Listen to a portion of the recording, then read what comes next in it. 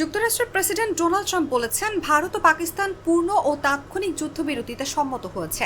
নিজের truth social প্ল্যাটফর্মে এক পোস্টে তিনি এই ঘোষণা দেন। ট্রাম্প লিখেছেন, যুক্তরাষ্ট্রের মধ্যস্থতায় দীর্ঘ রাত জুড়ে আলোচনার পর আমি আনন্দের সঙ্গে জানাচ্ছি, ভারত ও পাকিস্তান একটি পূর্ণ ও তাৎক্ষণিক যুদ্ধবিরতিতে সম্মত হয়েছে। তিনি আরও বলেন, সাধারণ বুদ্ধি ও চমৎকার কৌশল প্রয়োগের জন্য উভয় দেশকে অভিনন্দন।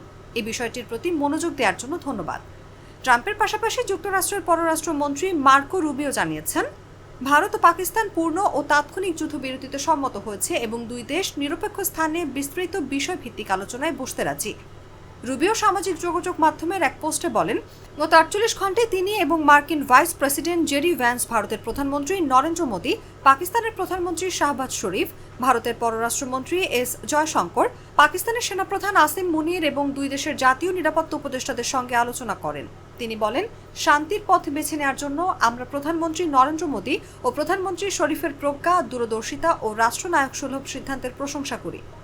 এই ঘোষণার পর ভারত সরকারের পররাষ্ট্র এবং প্রতিরক্ষা মন্ত্রণালয় যৌথ সংবাদ সম্মেলন করবে বলে জানা গেছে। একনল হ্যান্ড ওয়াশ 100% প্যারাবেন ফ্রি, তাই নিরাপদ হাতের জন্য আস্থা রাখুন একনলে।